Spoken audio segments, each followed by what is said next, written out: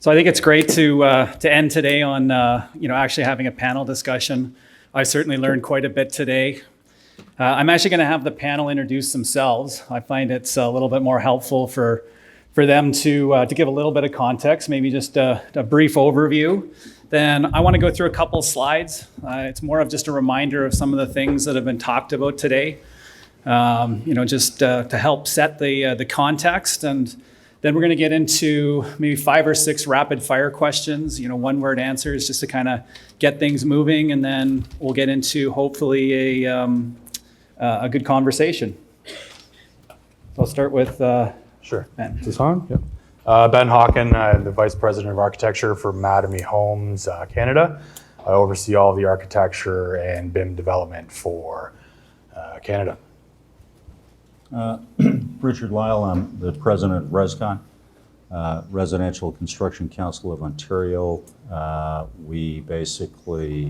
shop is involved in essentially just about anything to do with the actual building of buildings.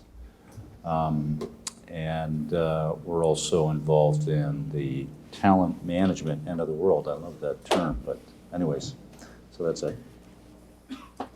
I'm Cal Harvey. I'm the co-founder and former CEO of LINQ Developments in Alberta and Western Canada, a company that built really cool, modern, sustainable homes that people could actually afford to buy using an innovative off-site approach. So what Annie from Sidewalk Labs was saying and Troy from PCL about factory-based construction really was red meat for me. I say former CEO because LINQ rapidly scaled from an innovative design built around 5 beta houses on one development the first year to 200 plus houses comprising almost 1,000 modules on 6 developments in the third year and a big thick order book, at which point one of our manufacturers bought us out, so I'm unemployed. I'm Yvan. I run a small digital design practice called Done by Data, and we're more in the AI space, but we look at housing. And basically, we data mine cities for reoccurring patterns, draw from them conclusions and write algorithms, and then use those to design buildings. And we're able to produce significantly higher economies of form or use of space by simply reducing the amount of bulk density that developments produce. So when we see a city like Toronto that has added so many condos over the last 2 decades, in those condos, one of the phenomena we see compared to former cities, so that like Paris, Tunis, Chicago, is that the quality of density itself is of a much lower caliber. Well, thank you, gentlemen, for being here. So for today's discussion, just wanted to go through, we didn't want to get into the weeds on exactly what the definition of affordable housing is. So we're going to use CMHC's definition, which is on the screen. As we've heard from many other speakers today, we know that affordable housing is becoming quite an issue. It already is one, and it's only going to get worse. So this is just some stats on some housing affordability across Canada. And as we know, we're in an ever increasingly urban setting. I believe one of the gentlemen said that every 35 days, we're having another in New York City. So, I mean, that was really staggering for me. So certainly things are only going to be more challenging as we go forward. It was interesting to see how many people wanted to talk about modular construction and sort of new offsite construction. And it was interesting how the conversation quickly changed from sort of maybe the traditional way that we were doing things to this whole notion of manufacturing construction. And we're getting into sort of this kit of parts. And there was a couple of people that mentioned sort of the automotive industry and how we're using standardization and customization and really trying to get some efficiencies in the way we're building. And then, of course, generative design is pretty interesting, and people are using it in all sorts of creative ways. Certainly, we at Dialog are trying to use generative design and automation in the way that we're shaping cities, communities, and certainly buildings. And then, technology in the AEC industry, especially in the field, is off the charts. Contech is, billion and billion dollar industry. So there should be some interesting things. So as I mentioned, maybe we'll just kind of go up and down the table. I'll start off with some rapid fire questions. Keep it to as brief as you can. So offsite construction here to stay, is that or is it just a trend? Absolutely here to stay, and it's going to grow. And it's going to grow as rapidly as people are prepared to put the capital into the plants and facilities. I agree. I think financing is the biggest roadblock to the rapid enhancement of offsite construction right now. But once that's solved, the sky's the limit. Yes, I think the turning moment will probably be when we stop having high rises with mechanical rooms and they start having radiant floor systems and domestic hot water heaters built into the units because they were built off-site, which is actually probably going to be cheaper soon. So, Okay. Yeah, totally agree. Yeah. More and more every day, it makes sense on paper. It's really just putting those into reality. It's kind of the issue. So modular design, is it just a marketing tool, or is it going to afford real change in affordability? It depends on what you mean by modular. Is this on? So it's not whether it's modular or not, it's the platform, the design applications that you utilize for this. You can't really do offsite construction unless you have the technology in place, and it's got to be stem to stern. This is one of the big problems that people have when they first started doing this, is that you just sort of can't take a stick, say for example in low-rise, a stick concept, and then smack some panels together, and it's the entire system. It's a systemic process. It begins off-site with the panels. They have to be done properly, but it's got to be integrated right through the whole supply chain, or it doesn't work properly. And initial innovators ran into problems there with that. Now, that's been, well, there's variations on that theme in our marketplace right now. You have panelizers that really know what they're doing, and then you've got companies that are just banging panels together without regard to systemic elements, put it that way. But we're missing a stage in that discussion, and that starts here with the architects, the designers, and the engineers. The US Marines have a saying that the more you sweat in practice, the less you bleed in combat. And unless you're doing the practice, unless you're putting the design in place, unless you're walking through those steps right from the very beginning, unless you have all those parts ready to drop into order on the manufacturing floor, you're undercutting your success right there. LINQ was so successful because we went simple. We designed 6 different modules. That's all that were built, 6 modules. But those modules could be combined in different ways to create over 40 different housing types in different configurations. Those 6 modules secured our supply chain, locked down our design. We upgraded the interior finishings with 3 options every year. We were the prefix menu, not the a la carte. And because we thought it through stem to stern, we were able to deliver very rapidly and very successfully. Yvan? I don't know, does anyone know the architecture firm Blackatton and Vassal? No? The French firm that just won the Mies van der Rohe Prize for their work in Bordeaux? Well, in 2004, they did a project, and they've always focused on affordable housing, so I'm surprised no one's heard of them, but they did a project where they delivered units, a 4-bedroom unit that was 200 square meters, so 2,600 or 2,500 square feet, I guess. And a beautiful unit, the highest quality space you could possibly imagine. And they did it, you wouldn't know this from the outside because they use sliding glass doors, 3 that open and 1, 3 leaves that open. But they did it by using a parking garage structure, prefab parking garage structure with greenhouses on the roof. All prefab, all off-the-shelf structures. And those units, they rent for 500 euros a month. And that's in a city, in Mulhouse, that has more or less the same economy or cost of living as Toronto. Slightly less, but so, the book was closed in 2004 as far as I'm concerned when it comes to prefab construction or off-the-shelf systems. And not just using them in a kind of linear way where you're trying to solve a single problem, but being very flexible and creative in the use and the reuse of structures in that way. You guys are ready to get into the details here. This is supposed to be rapid fire. All right, maybe I'll try to give you guys like one-word answers. 3D printed homes, practical or theoretical? No, not Theoretical. practical. Yeah, theoretical. Can be done, yeah. I think parts. they're going to happen. Okay. I think they're going to happen in parts as well, like maybe a 3D printed concrete or other product foundation, and then modular on top of it may seem more realistic, but all ground up, these kind of hut things that are going on, not too sure. It's going to be hard to scale. Yeah. I mean, Yeah. you could do a single story pretty easy. I think they already are in China. They've done a couple single story houses, but how do you do 3 or 4 stories? That's another. All right, well, maybe we'll jump into some of the meatier questions because already my rapid fire are getting into the weeds. So, Ben, how ripe do you think the industry is for change? We've heard a lot of ideas and sort of new technologies and new ways of addressing this, but We're trying wholeheartedly to start changing some of the industry and adopt a lot of these programs. And I don't know if some people will remember, but 15 years ago we actually were into the manufacturing with Stellumar, and probably was 15 or 20 years too early.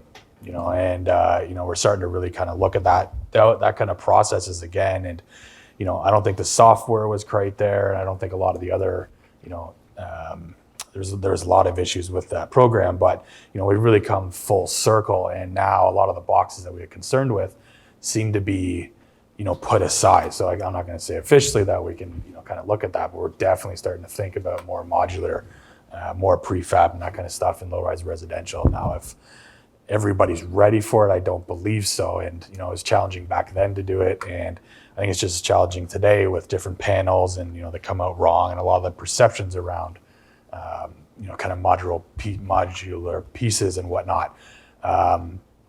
It's definitely slow going, but we're trying to again move the industry, at least on our side, in that kind of direction again. So I think the timing is right now. As far as moving it, it's just going to be bringing it into practice and redoing all the training and everything as well. Yeah. Rich, how about your perspective? Well, this is all quite inevitable, right? So technology we're all trying to catch the wave. The wave is coming, it's here. There have been other waves. I like using surfing analogies sometimes. So the question is, where are we at this stage in the process relative to other jurisdictions? Where could we be? Where should we be? Whether we should go there or not is, that the horses are out of the barn. So we are going there. Our big problems are systemic. Like housing affordability is a purely self-inflicted policy wound, largely by government. You've got if you think of housing as a supply chain, think of it in terms of supply chain and supply chain management. The biggest player in the housing supply chain, whatever form of housing you want to pick, is government or government agencies. On the construction side, on the industry side, you've got a central authority that has to sort of make sure the building part of it comes together. And if something's out of whack because of a technology or whatever else like that, well, then bonuses get hammered, people get fired, it doesn't work. But within our housing supply chain, we've got over 50 different government players of one form or another in the approvals process. They're not coordinated. There's very little accountability. In many instances, there is a complete effective and actual functional, quite often lack of performance standards or guidelines in terms of when things have to get done. So it's a mess. Now, the reason why, and I'm happy to go offline to talk about this a lot more, so that's why we've got a housing affordability problem. The solution is technology. Technology, I'll say it broadly, but let's say BIM-based, and then what's the other part of that goes along with BIM? Blockchain. You can't, BIM and blockchain go hand in hand when you're talking about an approvals process and sensitive information and all that other stuff. So that goes hand in hand. That's the solution, because out of that process you get metrics. With metrics you get transparency. With transparency you get accountability. And our system is unaccountable. So if you look at the situation, and I've talked about this before, Tokyo had a huge housing mess. And it was so bad there, some of you, I've been around long enough to know when Tokyo had the massive housing bubble, it was a complete disaster. To get out of that, what they did was they completely uploaded their zoning and site plan approvals processes to the senior level of government. They completely streamlined the approvals process. They went to a largely as-of-right zoning building system. That created an architectural boom. And then they, because of all that, Tokyo, the city of Tokyo, and it's a well-kept secret because, of course, many bureaucrats don't want to talk about Tokyo, right? Let's face it. They like to talk about Moscow, London, New York City, and they like to compare Toronto with those cities, which is baloney. I mean, we're a great city, but we're not at that level yet. But in Tokyo, they hit market equilibrium on demand and supply. Took some time. They've got the architecture in Tokyo is fantastic, and because of that, costs. So the cost of housing in Tokyo, relatively speaking, is a wonderful thing. There's some comparisons and metrics relative to, say, London, England. It's in euros and pounds and stuff, so I won't quote those right now. But they have market equilibrium there. They have housing supply equals demand.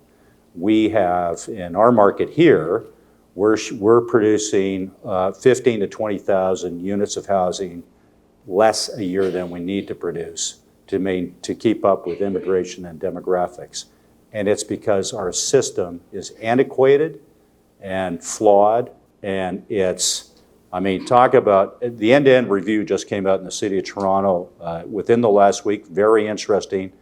Toronto, and it's right in there, Toronto needs, I was going to use another term, it needs to be modernized. And they're working on it, but of course, again, they've hired a director of, they had an office of transformation that no longer exists. Now they have a director who's going to be working within one of the divisions that doesn't talk to the other divisions, which is a director level one-year contract, who's supposed to be now responsible for taking this end-to-end review, which looked at their whole system, which was 18 months late. Try that in our business, and you won't be around long, and I'm sure it's the same in yours. And they are going to now implement some of these things. Sorry, somebody's got light a fire under a lot of asses, and that kind of work should be in the city manager's office and the mayor's office. This is important stuff. There's serious consequences to this and other social objectives and healthcare and things like this. The lack of housing that's out there, and it's completely. We're building lots of condos, boxes in the sky, but we're not building mid-rise housing, and we're not building enough low-rise housing. And the interesting thing in Tokyo, by the way, I've had people have said to me, "Oh, what, they live in little units over there?" No, they don't. Actually, unit sizes have increased with what they've done over there. But the architecture and the innovation is fantastic. So technology, absolutely, it's here, and it's what's going to solve our problem. But there's a convoluted process through that. Richard, would you then say that we have a system that's kind of deplete in demand, not supply and demand? Yeah. Yeah. Is that it? Yeah, for sure. Is the industry ripe for a change? Yes. And I think the tech tools that have been around for a while have finally reached maturity to the point where they can deliver on that. This may not be a popular viewpoint with this crowd. I'm probably the only person here who can't draw in AutoCAD. I'm not an engineer, so I don't speak geek.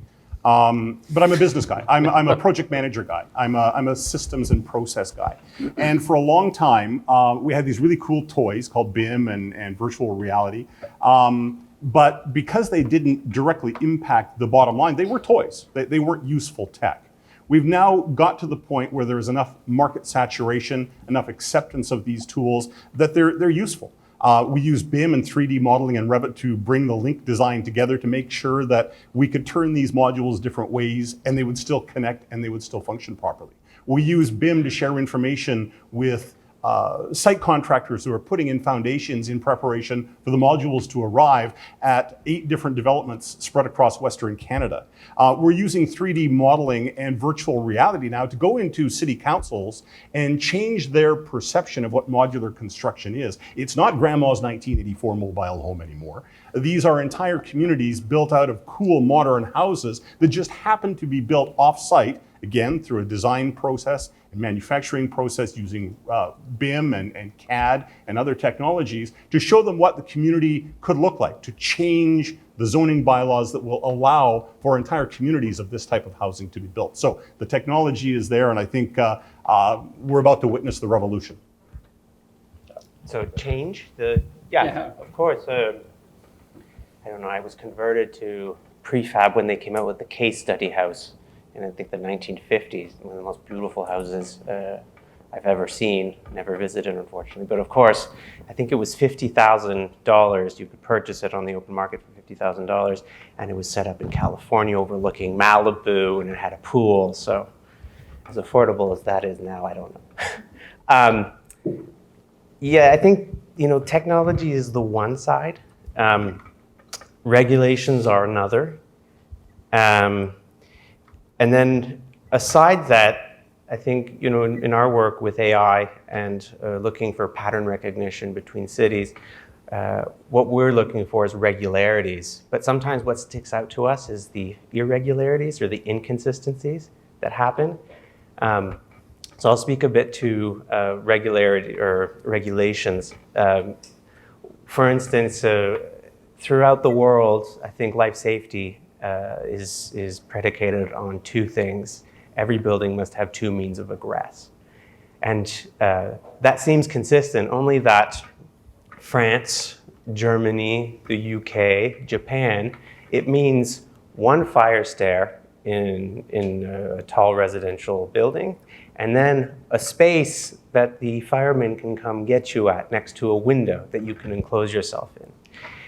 And all of those jurisdictions or nations have come to that conclusion, divided by their various languages in their own ways. In North America, we are predicated on providing 2 fire stairs. And our perception is that that's somehow safer. But does Switzerland or France or Germany value life any less than we do in North America? Are we absolutely certain that that's needed? Because most of the time, this might scare you, but a fire stair fills up with smoke in tall buildings. It creates a chimney effect. They're not very efficient. And yet, one of the patterns we see as a result of that second fire stair is a huge downgrade in the quality of housing produced. So there's a great example. It's a 19-story building built in Switzerland right now. It has 2 cores and 1 fire stair in each of those cores. In the middle, the buildings or the units are through apartments. So they give on the back and the front. So they have natural ventilation. They're huge, much bigger than you would get in Toronto.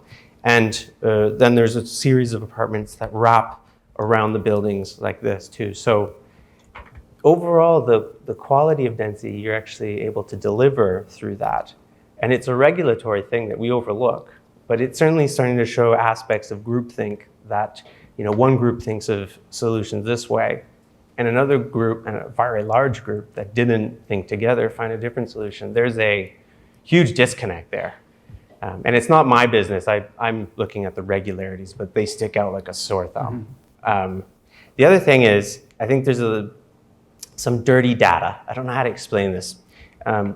It's related to things like groupthink, is that if you don't take a diverse pool of different data, usually you'll pick up on some biases. When we look at demographics and providing affordable housing, when a wealthy family has space, their relationship is actually very different than the lower class family to that space. In lower class families, space is a much more prized asset. So a higher income family, they can often move cities without incurring financial losses. They can change jobs. They're upwardly mobile. They can move within their neighborhood if they need to accommodate the growing family.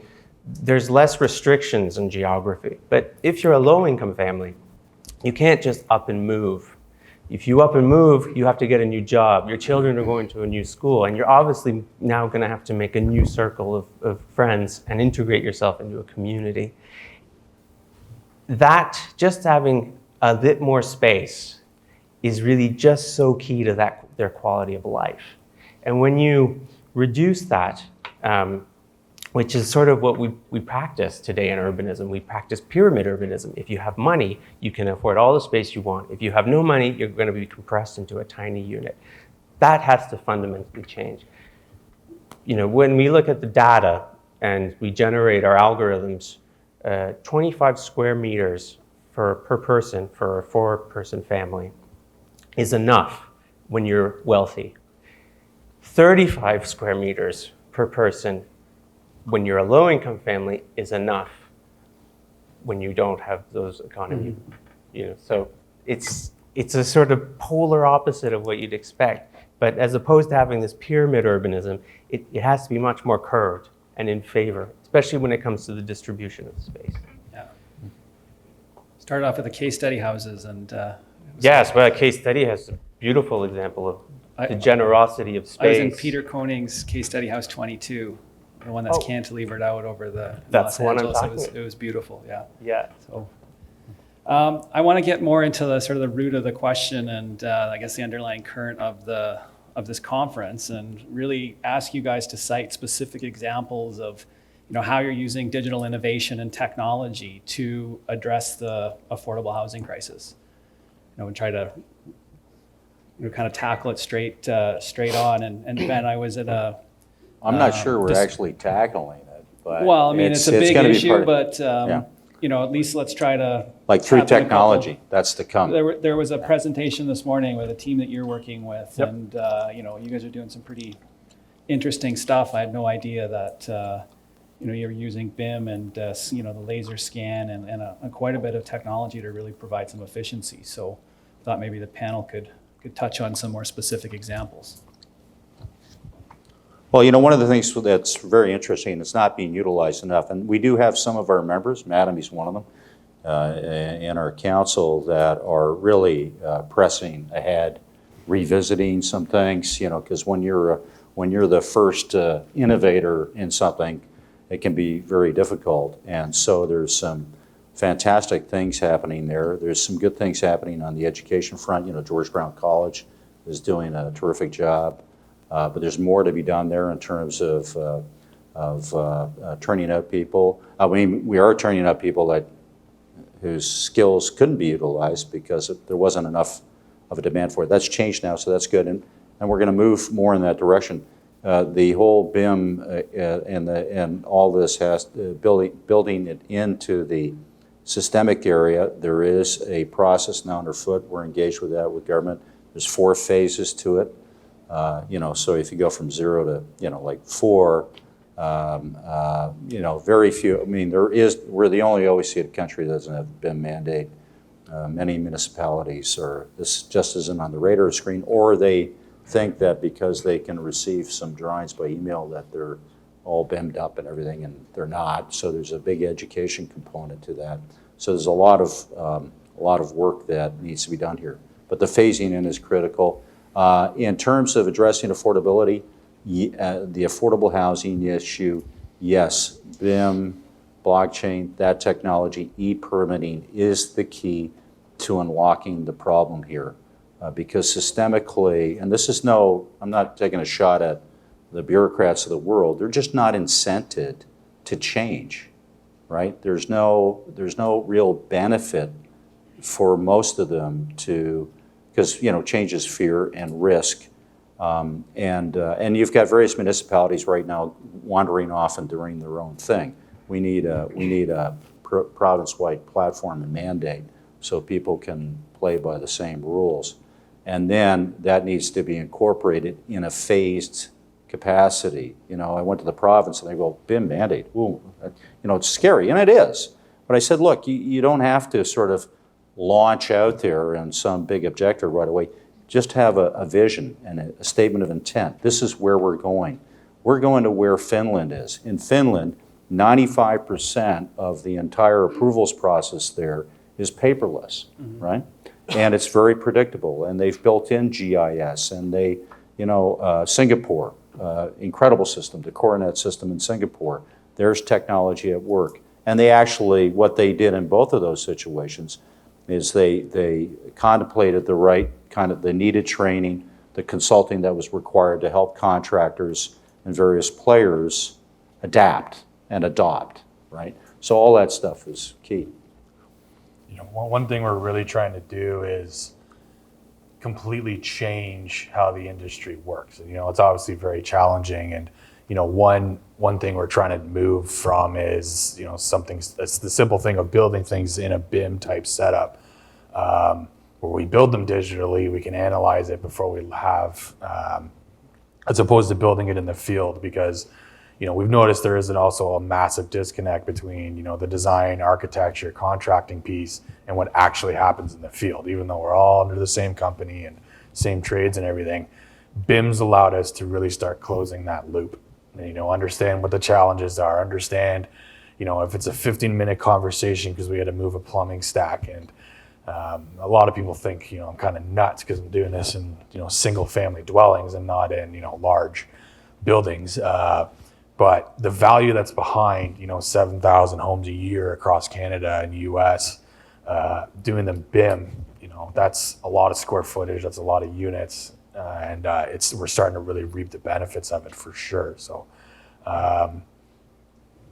it's neat, and I got inside the presentation from BIM Studio this morning, and we basically just kind of carved out and said, okay, BIM is this massive beast, and there's 1,000 directions you can go, and there's 1,000 different things and 1,000,000 different permutations of everything you can do. How can we phase in and really chunk off and move the needle in our industry? Like, let's do 5 things really well to start, and then we'll kind of layer on that foundation to get better and better at it. And it's been amazing so far. So the regulatory process and maybe resistance to change in the AC industry has always been a stumbling block. Yep. The process is sort of getting in the way of the progress, and I think those metrics are absolutely what we need to start to show them that not only change is inevitable, but we're behind. I guess my application would be slightly different because we've all talked about construction. LINQ use technology on the land development side too, because if we're going to talk about affordable housing, we can talk about construction all day long, but that's only one portion of where the expenses are. And if you buy your land well, that's 50% of the value you're adding to the project. So LINQ worked with a lot of faith-based and nonprofit organizations to leverage the one asset they usually had, which was land, to build up an inventory that we could construct. But inevitably, as developers will tell you, you tend to run into NIMBYs, or worse, bananas. Build absolutely nothing anywhere near anything.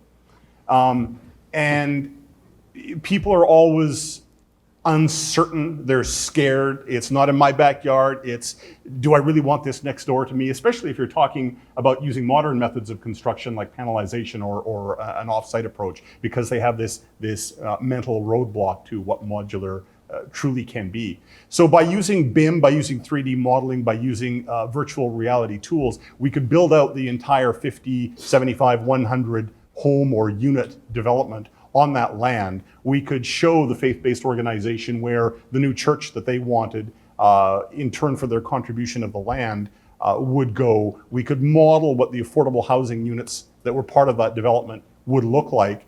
And then we could go to the community and we could say, this is what we're going to deliver. And when they said, well, this is just another pretty picture, we could say, we will take this model, this look, this plan, because LINQ builds with volumetric modules, just 6 units. We know how they go together. We will attach this plan, this design to the development permit. So if we don't deliver this, they will revoke the development permit and take it away. It gives certainty to the neighborhood. It gives certainty to the land development process. It gives certainty to the municipality that you may be asking for density bonusing, which contributes to your solutions to affordable housing. And those tools underpin the advocacy on the land development side just as much as they do on the construction side. At Done by Data, we're like small fish in a big pond. But I can say that with the algorithms we work with and develop, we do these regular case studies, which we publish. And they look at luxury, mid-rise, and affordable housing. And the actual loss of economy that's just in the luxury alone could solve your affordable housing problems. So in this one, we more than doubled the amount of residents without reducing the quality of the units, providing the exact same amenities, and in fact doubling the amount of living space. So improving the quality, that's what the algorithms did. Crazy optimization. But it also reduced the size of the building. It actually is less square foot area in the end, and was less intrusive on the urban environment. And all of that added up to $10 million in residential sales, in additional residential sales. That's lowballing it. And that's only over 3 floors because it's a mixed-use building, the top 3 floors. In the mid-income, did the same thing, hit the exact same density numbers, but ran the algorithms, made every unit barrier-free, doubled the amount of living space, and just learned how to use density better. That's it. It's a silly sort of, I don't know, ironic thing that, you know, when we're not used to being economical, we tend to pull up a lot of slack and do things and lose efficiencies. But if we learn how to just find more efficiencies, we can do so much better. This one generated $20 million in extra sales value, and it produced more units. And then the real kicker is this one, where we used algorithms to look at the urban form from the inside and the outside. And from this particular site, it was an intersection. There was a park across the street. And so our algorithms told us that we could add more density than the city was allowing. Through doing that, we almost doubled the number of units. We made them twice as big, and we increased the sales value of units by 60.75 million. Now, you know, when we talk numbers, I'd rather just say, oh, we reduced the cost by a certain amount, but getting people to separate themselves from their money is a real art. But if you can show them real value and show them like they can buy twice as much than they thought, you know, there's more, they're more voluntarily willing to purchase and work for that. So there are payoffs for also increasing the quality of housing. So you're using automation just to run the different floor plates, or generative design, or like how are Yes. you? Yeah. We use pattern. We use data mining cities. So we use pattern recognition, which is a form of AI, but it's you can use matrices, or you can also do it heuristically. So it's an interesting tool that way. But what's curious is that we can understand by looking at, we have 5,000 years of urban history, and we take ethnographic studies. And so we're able to look at how urban form manifests on the interior of space as well as the exterior. And maybe that interior is kind of the missing component from urban planning. So have you, is your data showing you like a tipping point between the size of the unit versus the sort of new shared amenities, and you know, that's sort of like it has to do where with residential's going now, right? Like more micro units, but larger shared facilities, big amenities, indoor and outdoor. Yeah, I think, you know, it's showing irregularities. It's showing counterintuitive results. Like all AI, it's kind of like a black box. But I think what it actually shows, if I can explain it best, is human spatial behavior over time. So if we go to Tunis, which is outlined in these, sorry, I feel like I'm plugging these all of a sudden, but you know, the city of Tunis, it kind of looks like this. It's these tiny riads that are all cluttered together. And it actually, we use an algorithm to generate it in section. It looks like, you can't see this. Anyways, the same algorithm produces Paris, the same algorithm produces Chicago. And so we can actually start saying that human spatial behavior follows a very succinct and narrow pattern, and just use that to generate designs. All right, I've got That's one more question, and I did want to open it up to some questions from the audience. So, Cal, I noticed that LINQ had some interesting ideas, I think, that were maybe manifested from the UK in terms of the way that you're leasing land and still building. And it was something that I'm not very familiar with in the North American market. I thought maybe you would just make a couple comments on that. Yeah, LINQ really brought together 4 elements. One is the innovative design with just the 6 modules that connect in a variety of different ways. Then the offsite construction, land that was acquired through purchasing developments that had tipped over into receivership or partnering with faith-based or nonprofit organizations. But the last component was what we called the European model or the English model, which was an opportunity for people to own their house but lease the land that was underneath it. Again, looking at different financing options, much the way that Annie and Sidewalk Labs are, is there a way for someone to own a home but minimize the cost, still get the beneficial use of it without paying it all up front? So we were able to buy developments and lease individual pieces of land that they could then buy a LINQ house on. They could lease a LINQ house on LINQ land. They could buy the land and lease the LINQ house. Because we were well capitalized, we had the option of playing with a number of different models to get people into their houses faster. And our value model really was, if we can meet 100% of your housing needs, plus give you 90% of the things that you'd like to have, but charge you 25% less in order to do that, is that a value proposition for you? And for most people, we could work the financial model so that that answer was yes. Great. Do we have any questions from the audience? I know there was a lot of content today, so hopefully we'll...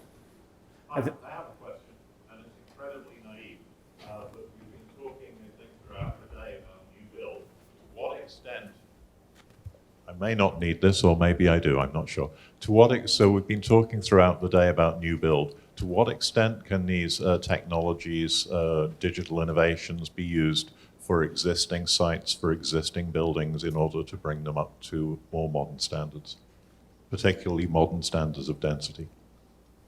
Well, one area is, of course, with climate change, one of the huge challenges is going to be existing buildings. I mean, we can do lots of neat stuff and model BIM, energy, Apache, whatever. We can do a lot of cool stuff with new stuff going forward. On the existing stuff, the interesting thing there is some of the technology is going to enable us to, it's going to become cheaper, more efficient to actually pinpoint energy loss in existing buildings and potentially model ways of retrofitting buildings much more efficiently. That's just going to get better and better, I think. Putting new envelope, new skins on, whatever. Although we do have some problems there. I mean, we're fighting one thing right now where we've got planners dictating to the industry the methods of construction and materials that they can use in certain situations, to the point where they're saying you can't use EIFS systems, but you have to use original brick. Even though visibly you can't tell the difference. One is much more environmentally friendly. So it's actually kind of regressive in that way. So there's going to be some challenges there, but for the most part, the technology and in terms, is going to help a lot. And that's a key area, because we've got to retrofit a lot of stuff that's going to be coming. I think we do disservice to the notion of affordable housing too, if we don't talk about the provision of new stock, which allows people to move up in their housing choices. So often when I hear the discussion of affordable housing, it seems to presume that people are going to stay at their present status in life forever. And we all start out living in the crappy rental basement suite, and then we move up to our first apartment with some roommates, and then we eventually get a house and get married and have kids, and we grow. My hypothesis to you would be that even the provision of middle income and upper income housing, by providing that opportunity for people to move up and out of that older, smaller, aged stock, in and of itself creates new entry points for people at a more affordable price point. And that seems to get lost in the discussion today on affordable housing. I mean, that's one of the, just to add to that point, it's one of the reasons why we've got such big, people talk about the empty bedrooms in Toronto. And there are, tens of thousands of empty bedrooms because people have not been able to downsize because they got nowhere to go. I mean, aside from those who might end up in Florida, Arizona, or Coburg or something, in the GT area, there's nowhere to go because we haven't been building that appropriately skilled mid-rise product along main streets and corridors that they might have moved into, that 6-story product or whatever. We're just not producing it. The idiocy of this, it was in the papers the other day, this big development that now we were going to go from, if you have that property with that single family bungalow on it, you might be able to, going forward, put a triplex or a quad on it. And so what we were doing before, if you had a property like that and you wanted to redevelop it or whatever, you're getting that stage in life, you might want to build a triplex on it, keep one of the units, rent out the other 2 income, or have 1 unit for the kids when they come home, or if you're in that situation. Oh no, what that forced us to do was put a monster home on it to maximize the value of the land. It was completely stupid. And the other thing that's completely stupid in Toronto, if you want to understand what is fundamentally wrong with this city and why we have to, and why we have to catch up, this tells the whole story. Go to Danforth and Broadview. Everybody know Greektown? So you go there, right? You look down. There's been a subway under that street for, I don't know, it's biblical, right? 50 years. And there's some very clever things about that, but there's 1-story buildings on that street. And along comes, for example, LCBO. They put a new LCBO on that street. That was great because the old LCBO was terrible. You had to fight your way in. I used to live in the area, right? And especially on, holiday season, crush, it was terrible. They put this beautiful new LCBO there, on there, 1 story. Like, really? This is a major mass transit corridor under there. There shouldn't be anything along that route that's under 6 stories by now, after 50 years. We've had reports on main streets and corridors and mid-rise housing. Paul Bedford did them 20 years ago. But we can't pull the trigger. We haven't been able to pull the trigger on that stuff. And, City Hall is a gong show at the best of times, right? And you know what? It's not the people, it's the system. So, for example, U of T, we have a partnership with U of T Engineering. You see Raj Shahi's there, our Building Tall Research Center, which we're turning into the Building Innovation Research Center, where we've done BIM surveys, fantastic work. They did a report, we did a report, I should say, because I'm part of it. We looked at 172 tall buildings that were built in Toronto between 2006 and 16. We found out that about 45% of the applications went to the OMB in spite of the fact that they complied with the provincial policy statement and the city's official plan. Why? Politics, right? So, but we found that in that report, in 2006, a rezoning application took 9 months. By 2016, it was 3.5 years for a rezoning application. Now, you got to wait for that, right?